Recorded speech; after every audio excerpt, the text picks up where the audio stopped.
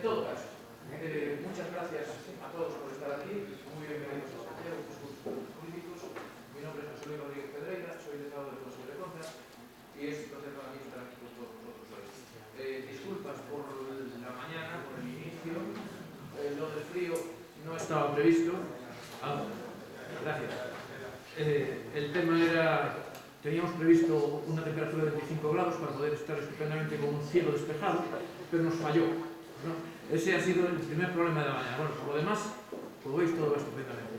Tenemos ahora una persona que va a intervenir en régimen de videoconferencia, porque no... Bueno, ya sabéis cómo son estas cosas, al final siempre se lían, acabamos teniendo situaciones que acoplar. Por supuesto, el tema todo de esta mañana cambió el sábado. El sábado hubo el cambio en la normativa y entonces de ahí vino todo el tema de tener que en último momento montar todo esto. La normativa de prevención del COVID. Tenemos una persona que vamos a pasar ahora a los grupos de trabajo, pero antes tenemos una introducción en relación al primer grupo de trabajo, la ponencia, de una persona que sería posible ya...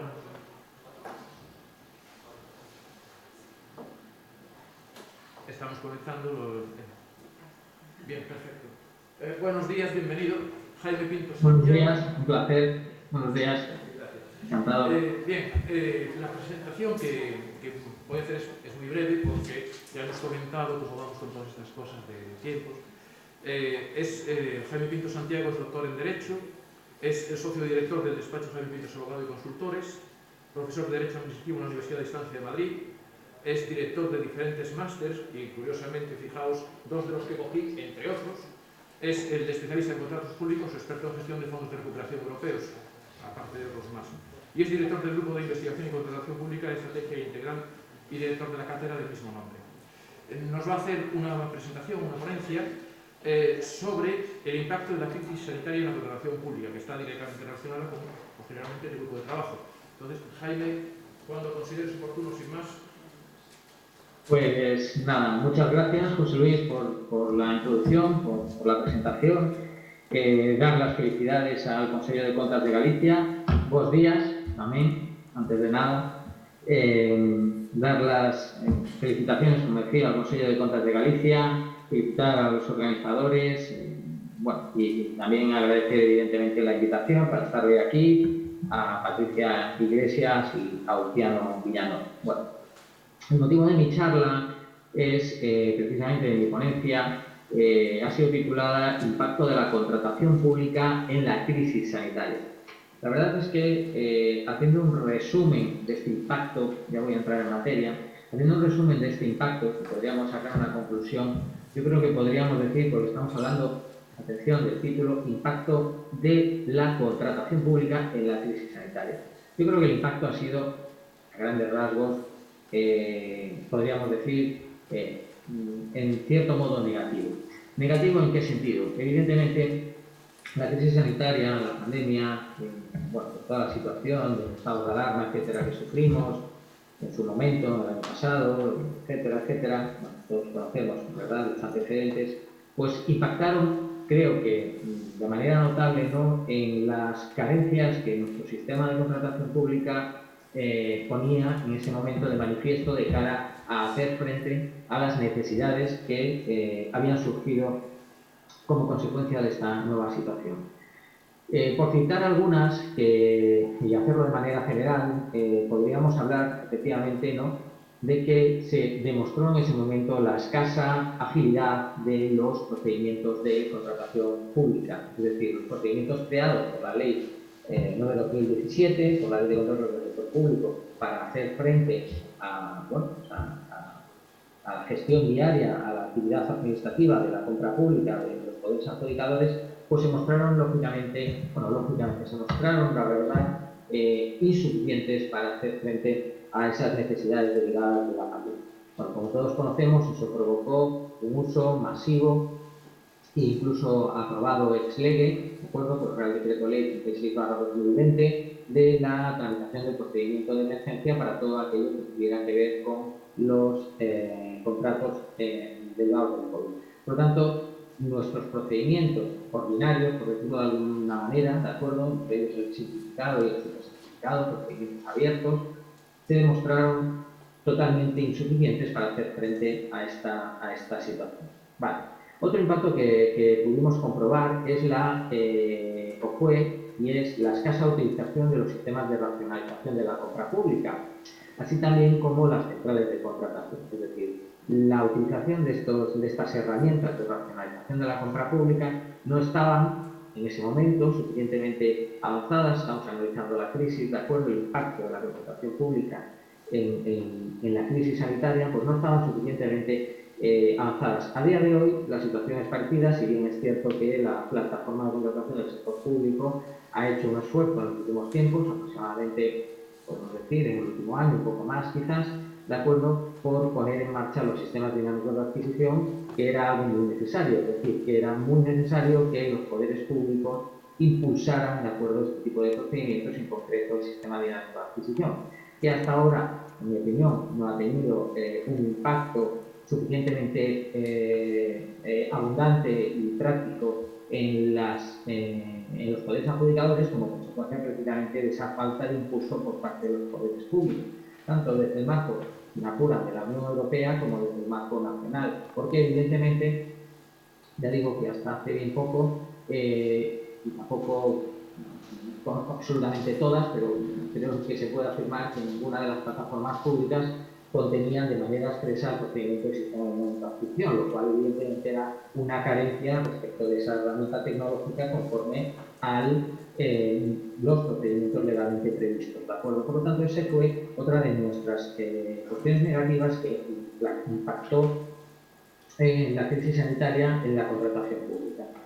También, evidentemente, otro de los elementos que podemos analizar retrotrayéndonos es la escasa utilización de la contratación pública electrónica. Estos son datos que se pueden sacar de la propia plataforma, y hace no mucho precisamente se publicaba un informe, creo que era publicado por la web Contrato de Obras, donde se decía que pues no se alcanzaba ni de lejos el 50% de la contratación electrónica en el ámbito, de acuerdo, de los poderes adjudicadores de España. Estaba bastante por debajo ese porcentaje, pero como no lo recuerdo de memoria, estaban en el veintitantos, tampoco lo voy a decir. Vale. También se demostró, en mi opinión, que teníamos un debilitado sistema de colaboración público-privada, de acuerdo, en el marco de la compra pública, algo que ha sido ahora reforzado con el Real Decreto, de acuerdo, de los fondos Next Generation. Bien, en este sentido, cabe recordar también que la nueva ley de contratos del sector público eliminó el contrato de colaboración público-privada, sobre el que se había escrito bastante. También eliminó el contrato de gestión de servicios públicos, sustituyéndolo, pues en este caso, por bien contratos de servicios de carácter social o bien por el contrato de concesión. La verdad es que el contrato de concesión supone ahora mismo, hoy en día, desde el punto de vista de la agilidad administrativa, pues un reparo importante también para los poderes adjudicadores, sobre todo para los de carácter mediano y pequeño. Entre ellos muchísimos ayuntamientos que incluso superan los 20.000 habitantes, porque partiendo de esa necesidad de establecer un estudio económico de viabilidad previo, evidentemente la complejidad de la tramitación de estas concesiones ha aumentado. Eso ha provocado, yo creo que se puede ver y contrastar también en la práctica, que el número de concesiones que hay hoy en día a la fecha es evidentemente menor, de acuerdo, que el número de, digamos, gestiones de servicio público que había antes en comparativamente. Por lo tanto, tenemos, como sabemos, las nuevas figuras que contempla el Real Decreto que regula los fondos Next Generation, de acuerdo, pero bueno, pues ahí está. Y luego otro de los elementos que creo que ha fallado es pues el sistema de gobernanza que teníamos establecido en el momento de salida de la crisis, en el momento en que nos impactó, de acuerdo, a la crisis sanitaria y posterior económica y social. Es el mismo sistema de gobernanza que tenemos hoy en día, todos imagino que sabremos, y si no me invito a enumerar, por la Junta Consultiva, por el Comité de Cooperación en materia de contratación pública, por la Oficina Independiente de Regulación y Supervisión de la Contratación Pública y por la Estrategia Nacional de Contratación Pública, que todavía no la tenemos. Bien, a mí me gusta incorporar, o yo pienso que se debería incorporar, al menos en la práctica, a este sistema de gobernanza, evidentemente, las juntas consultivas de carácter autonómico, porque también cumplen su papel y, evidentemente, un papel destacado e importante. Y también, por otro lado, al sistema de justicia administrativa con el que nos hemos dotado. Y estoy hablando de los tribunales administrativos de recursos contractuales, que aunque en puridad no sean entendidos como que forman parte de la gobernanza, sí que tienen un papel muy importante en la misma, ¿no? Y efectivamente, bueno, pues esto se pone de manifiesto en la práctica. Bien, hasta aquí lo que podríamos decir el impacto de la contratación pública en la crisis sanitaria. Pero a mí me gustaría verlo del modo contrario, es decir, lo que me gustaría es trasladar, ¿de acuerdo?, cómo puede ser el impacto de la crisis sanitaria en la contratación pública. Es decir, de manera que cómo la contratación pública puede aportar, ¿de acuerdo?, a este modelo, ¿no?, a este modelo que estamos ahora mismo viviendo, a esta pandemia que nos toca vivir, ¿de acuerdo?, y que, bueno, pues hace que efectivamente, pues estos medios de comunicación que ahora mismo estamos utilizando, pues se hayan, ¿de acuerdo?, generalizados, ¿de acuerdo? Bien, entonces, en ese sentido lo que quiero trasladar es las posibilidades, ¿de acuerdo?, que la crisis sanitaria ofrece a la contratación pública para mejorar, porque entiendo que debemos ser críticos constructivos, es decir, intentar aportar nuestro granito de arena, ¿de acuerdo?, para esa mejora, al menos, por lo menos, desde un plano propositivo, ¿de acuerdo? Bien, en ese sentido, yo creo de verdad que, y a los hechos me remito, la semana pasada, más o menos, leía un titular de una noticia que decía que España ha ejecutado hasta la fecha 1 euro de cada 4 de los fondos Next Generation. Bueno, eso no vaticina muy buenos resultados a corto plazo y al menos en previsión, salvo que evidentemente se puedan tomar medidas que agilicen, ¿de acuerdo?, y solventen, bueno, pues todos estos elementos a grandes rasgos que he comentado anteriormente.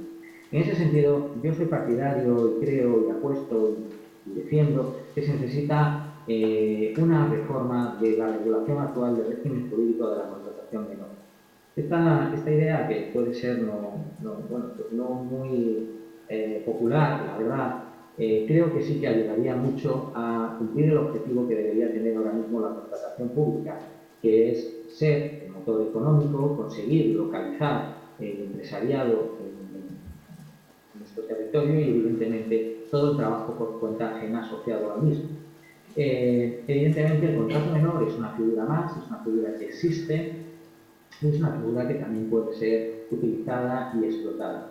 Desde ese punto de vista, yo creo que habría que hacer, a la fecha de hoy, en la situación actual, y la necesidad de ejecutar esos fondos y hacer frente a la crisis, no solo sanitaria, sino también económica y social, ¿de acuerdo?, pues hacer uso de esta herramienta que, teniendo en cuenta cómo es muchas de la idiosincrasia de los poderes jurídicos, perdón, de los poderes públicos, que ahora mismo hacen las veces de poderes adjudicadores en España, entre ellos pues sabemos que hay más de 5.000 municipios de menos de 5.000 habitantes.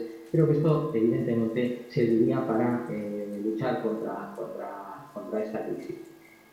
Yo plantearía dos medidas. Una sería que la duración del contrato menor pudiera ser superior a 1 año, ¿de acuerdo? Esto no le veo ningún inconveniente jurídico legal ni de falta de integridad, es decir, seguiría siendo evidentemente una utilización esporádica, no prevista, pero permitiría pues efectivamente esta solución.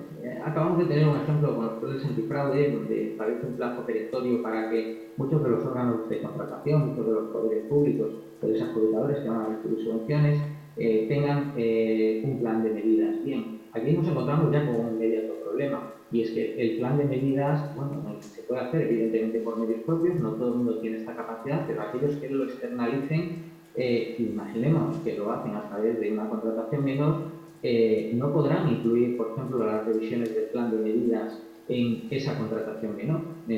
Bueno, ¿qué problema habría, verdad, si al final es un plan de medidas, algo esporádico, que es un mandato legal para un plazo de 90 días desde que salió la orden, bueno, con otro plazo desde que se tiene conocimiento, pero bueno, ahí sí se puede tener planificación, se puede acudir a un contrato mayor, pero en otros casos no.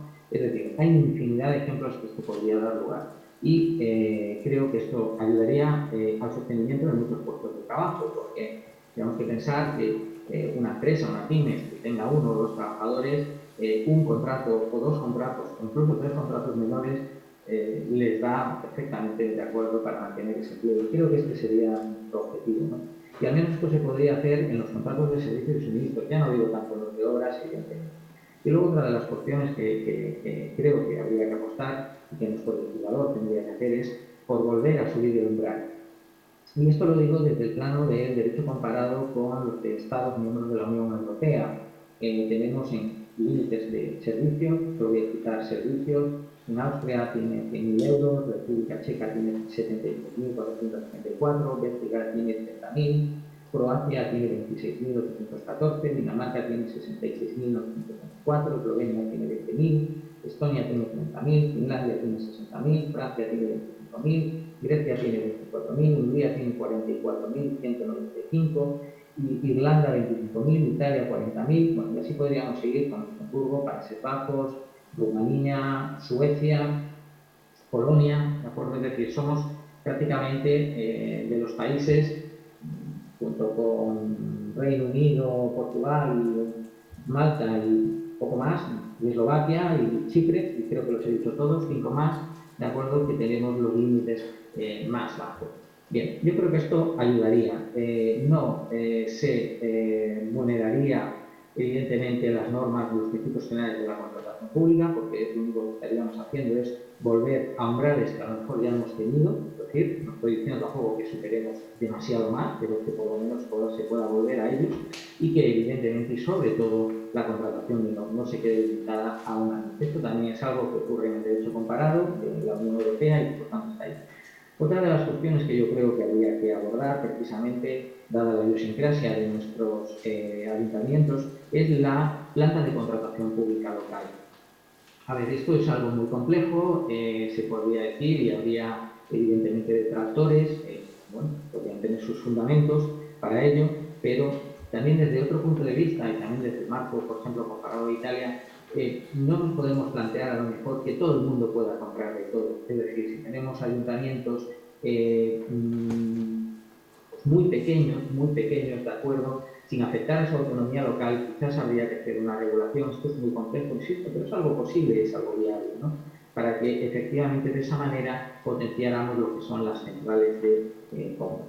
También creo, en alguna ocasión lo he comentado también, incluso en algún libro, que deberíamos establecer, o que se debería establecer, una central, un sistema de centrales de compra pública.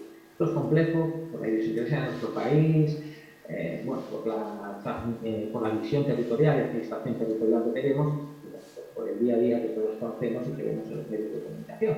Pero no es menos cierto que efectivamente se podría establecer desde ese sistema de gobernanza pues un sistema de centrales de compra, ¿de acuerdo? En 3 escalas, que es la central, la autonómica y la local, que estaría asumida por las diputaciones provinciales. De manera que la distribución en cuanto a los niveles de compra de cada uno, ¿de acuerdo?, pudiera de alguna manera organizarse. Evidentemente todo ello nos ayudaría infinitamente como país, como Estado, ¿de acuerdo?, a ejecutar mejor, por ejemplo, los fondos que vienen.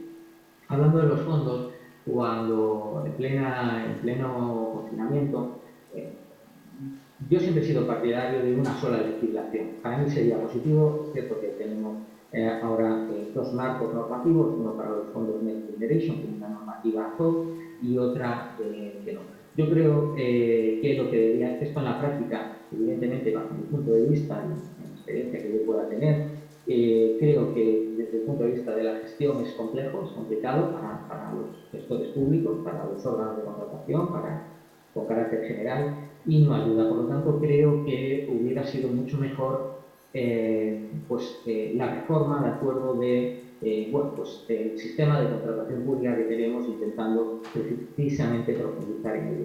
Al margen de que, bueno, no es el momento, en el caso, ¿no?, de lo aceptado o desaceptado, o de las mejoras que la regulación actual de los fondos Next Generation en cuanto a todo lo que tiene que ver con, bueno, ya no sea contratación pública, soluciones, sino también convenios, control interno, la evaluación ambiental que se ha quitado, los PERTES, la vuelta de las agencias estatales, etcétera. Al margen de todo eso, creo que, evidentemente, creo que hay margen de mejora, y ya se ha planteado incluso en algunos sentidos, el gobierno se está planteando revisar efectivamente las medidas por insuficientes. Yo creo que la contratación pública, en mi opinión, sí lo son, porque desde el punto de vista del simplificado y súper simplificado, lo único que han hecho, se podría decir, en resumidas cuentas, es reducir los plazos y aumentar las cuantías, de manera que el procedimiento, y ese es el problema, sigue siendo el mismo, ¿de acuerdo? Para tramitar un número mucho mayor de expedientes y de dinero público, con lo cual creo que francamente va a ser muy complicado que eso se pueda dar, ¿no? Y ahí es donde también juega un papel muy importante la colaboración pública-privada. Ya he hablado antes del modelo concesional, ¿de acuerdo? Pero bueno, yo creo que la realidad de los PERTES y de las otras formas de colaboración público-privada que recoge la norma, pues creo que son positivas y que van a ayudar. Antes hablaba también de la mejora del sistema de gobernanza. Yo creo que desde el punto de vista de la mejora del sistema de gobernanza, y entendiendo, como yo así lo hago, que los tribunales administrativos de recursos contractuales de manera indirecta forman parte del mismo, ¿de acuerdo?, porque emiten justicia administrativa, que es fundamental de los planos de la confianza legítima y de la seguridad jurídica de todos los operadores, tanto públicos como privados, pues debería volverse a revisar la planta de tribunales administrativos de recursos contractuales. ¿Y esto por qué lo digo? Pues lo digo porque efectivamente hubo, yo lo veo así, lo creo así, una época donde estos tribunales funcionaban de manera muy coordinada, donde hacían reuniones anuales, donde dictaban conjuntos de doctrina, incluso conjunta, y esto evidentemente solo podía favorecer, ¿de acuerdo? Solo podía favorecer la buena praxis en la contratación pública.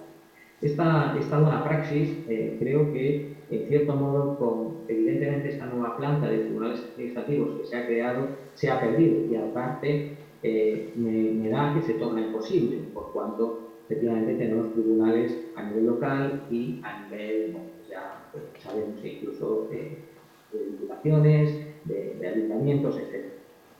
Bien, esto al final lo que provoca es una dispersión de la doctrina y, bueno, pues que creo perjudica esa seguridad jurídica, de acuerdo.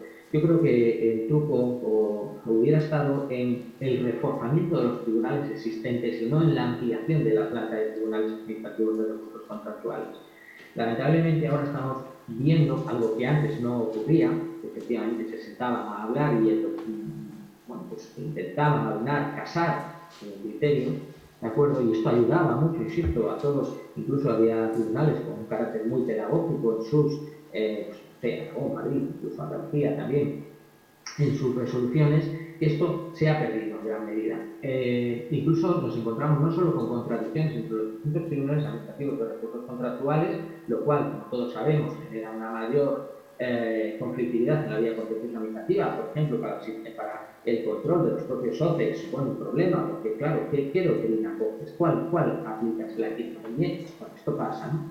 Y de hecho no solo encontramos eso, sino que encontramos tribunales que se contradicen a sí mismos en su propia doctrina. Ayer mismo veía una resolución de un tribunal administrativo de recursos contractuales donde el recurrente se había equivocado en la calificación del recurso y, en contra de su propia doctrina dictada en el año anterior, bueno, ya en el año 2019, ¿de acuerdo?, el tribunal simplemente desestimaba, o sea, inadmitía, el recurso a trámite porque efectivamente no llegaba al umbral de ese recurso, cuando el pliego ni citaba el recurso por el que el recurrente hacía referencia y evidentemente era así aplicable el recurso especial en materia de contratación. Y digo que se contradecía y sin anarquía y por tanto derivaba la vía contencioso administrativa de ese recurrente, por cuanto el artículo 115.2 de la ley 39/2015 efectivamente nos dice que la ausencia o no en la calificación del recurso por parte del recurrente no será obstáculo para su tramitación, siempre que se deduzca su verdadero carácter. Evidentemente se deducía su verdadero carácter porque el pliego en cuestión no hacía referencia a otra cuestión, ¿no? Entonces, todos estos elementos que ahora tenemos en la contratación pública no contribuyen, evidentemente, ¿no?, a que la misma pueda luchar de manera eficiente contra la crisis sanitaria, social, económica, bueno, pues que creo en la que estamos inmersos, ¿no? Y luego también podríamos contemplar otro tipo de medidas, ya no de tanto calado, pero sí, bueno, pues de calado, digamos, concreto, ¿no? Entre ellas, pues por ejemplo, yo creo que habría que apostar por la garantía mediante protección al precio de una manera más decidida a la que se ha hecho por parte del legislador en la última norma. Desde este punto, por ejemplo, yo creo que debería ser obligatorio la imposición para los gestores públicos de la garantía mediante protección al precio en procedimiento simplificado, salvo que, insisto, salvo que el propio propuesto como adjudicatario decida acudir a otro de las vías posibles. ¿Por qué? Porque evidentemente si en el momento en el que el registro oficial de licitadores, sea central o autonómico, contenga absolutamente todos los datos que sean necesarios para esa adjudicación, ese plazo de 7 días, de acuerdo, podríamos omitirlo. Y evidentemente ahí sí que ganaríamos agilidad y además de todos los beneficios que evidentemente supone la garantía mediante protección del precio, tanto para los poderes públicos como para los poderes económicos. Creo que esta sería una medida concreta, fácil de aplicar y que mejoraría el procedimiento. También creo que habría que apostar todavía más por la exención de la garantía establecida en el artículo 107.1. Tenemos que medir luego también cuántos procedimientos pasan a penalidades, ¿no? En este sentido, ¿qué quiero decir? Bueno, pues que a veces apostar por la exención de la garantía en contratos públicos no supone realmente un perjuicio tan grave para los intereses públicos, por cuanto el porcentaje de procedimientos donde se aplica la penalidad sí que es cierto que es una medida coercitiva, que está ahí, de aviso, ¿no? Pero bueno, yo creo que esto debería hacerse y que se podría llegar a exigir en determinados procedimientos. El 107.1 lo contempla como potestativo, precisamente todos aquellos donde, por ejemplo, los contratos de suministro de quinta cuartilla, donde se presenten por suministros antes del pago del bien, pues podría contemplarse esta posibilidad. También creo muy importante que apostemos por la reducción o excepción de solvencia en los simplificados. Y digo excepción de solvencia, es decir, si tenemos ya la solvencia no exigible hasta los 80.000 euros en servicios de suministros, siempre estoy pensando ahora en servicios de suministros, cuando hablo de estas exenciones de garantía, incluso cuando hablo con la garantía de recepción del precio, garantía mediante recepción del precio en un contrato de 1 millón de euros, puede ser una barbaridad y evidentemente insostenible para cualquier operador económico. Pero en contratos de hasta cuantías menores, en este caso, de acuerdo, o previstas para el simplificado, pues si el adjudicatario así lo considera, pues pueden ser evidentemente muy útiles y, pues sobre todo, agilizadoras del procedimiento, ¿no? Y entre ellas también está, pues, la llegada a la exención de solvencia en los simplificados, por lo menos que esta posibilidad exista. Ya no digo que se haga de manera imperativa, pero que se dé la posibilidad bueno, pues de reducirla o eximirla en el caso del simplificado. También, por último, también creo, y esto es muy importante, lo considero de vital importancia, también lo comentaba hace ya más de un año, creo que hace falta una regulación del procedimiento de emergencia, es decir, tenemos muchos procedimientos regulados, como pueda ser bueno, pues todos estos que hemos estado citando, desde el abierto, el simplificado, el supersimplificado, el restringido, el diálogo competitivo, todos ellos tienen una regulación. Resulta que el artículo 120 no tiene una regulación expresa. Yo creo que esto sería oportuno. y, lógicamente, creo que ayudaría a ese control externo por parte, y a ese control interno también, porque, evidentemente, ¿qué pauta tiene ahora un órgano de control externo para seguir un procedimiento de acuerdo de emergencia, si se ha hecho o no se ha hecho de manera correcta? Bien, en ese sentido creo que ayudaría. Y mientras eso no llegara, creo que esto es algo que podría hacer nuestro actual sistema de gobernanza, creo que tendría capacidad suficiente y competencia para hacerlo, porque aunque sea un procedimiento administrativo, se puede, y no tiene la capacidad de regularlo, sí que puede hacerlo a través de una recomendación y desde ese punto de vista, o una incluso instrucción, de acuerdo, y salvando esa dicotomía de obligatoriedad o no para lo que no es Administración General del Estado, pues esa instrucción de la BIDESCOM sí que sería aplicable de acuerdo en todo lo que es la Administración General del Estado, aunque otros se pudieran, evidentemente, bueno, pues desvincular de ella, ¿no?, por esta dicotomía entre la competencia o no que tiene esta oficina para regular a otros sectores públicos que no sea el del propio Estado central. Pero en todo caso sí que serviría de guía. Y esto creo que ayudaría mucho, pero no solo desde el punto de vista de la tramitación del procedimiento, sino también desde el punto de vista de la recopilación de lo que es el carácter excepcional de la tramitación de emergencia, es decir, de las premisas que hay que tener en cuenta para no incurrir en supuestos de responsabilidad del tipo que sea, ¿no? Y esto evidentemente creo que es algo que ayudaría mucho, que sería importante, porque nos guste más o nos guste menos, el contrato de emergencia está ahí, es una realidad que se está utilizando y que además hemos visto recientemente también manifestaciones curiosas de su regulación, como, me permito citar, el Real Decreto, que es muy reciente, publicado el 27 de octubre, el Real Decreto Ley 22/2021 de 26 de octubre, ¿vale?, por el que se adoptan medidas urgentes para la organización en España de la 24 reunión de la Asamblea General de la Organización Mundial del Turismo. Puede que haya otros antecedentes, yo no los conocía, además de la regulación de ley de la tramitación de emergencia para los contratos que tenían que ver con el COVID, pero este Real Decreto Ley, publicado el 27 de octubre, establece que para todos los contratos que tienen que ver con esta Asamblea General de la Organización Mundial del Turismo, que se celebra en España, en Madrid, precisamente ahora, entre los días 30 de noviembre y 3 de diciembre, les resultará en aplicación la tramitación prevista en el artículo 120. Evidentemente, esto supone bueno, pues una cuestión a tener en cuenta, es decir, volvemos a encontrar como una norma con rango de ley atribuye, la atribución es ley a un determinado objeto material, en este caso que será parte de distintos objetos de contrato, en este caso todos de emergencia. Evidentemente esto es un riesgo que está ahí, Jaime, por favor, acaba de producir. Estoy terminando ya. Te damos un minuto para concluir, que el tiempo nos agobia. Sí, termino ya mismo. Estaba terminando, era lo último. Decía que evidentemente este es un riesgo que existe, es un riesgo que está ahí y que por tanto es algo que requiere efectivamente de esta regulación.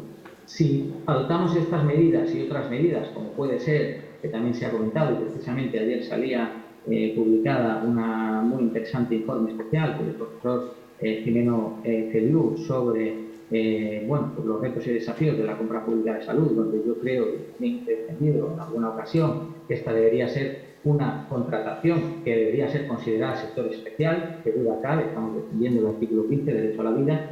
De acuerdo, si tomamos estas y otras medidas, pues evidentemente creo, sinceramente, que en ese caso es cuando bueno, pues el impacto de la contratación pública en la crisis sanitaria tendrá verdaderos efectos, o por lo menos mejores para la ciudadanía, que al fin y al cabo es lo que intentamos todos conseguir.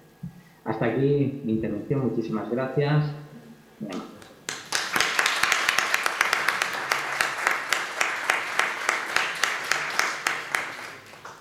Muchas gracias, Jaime.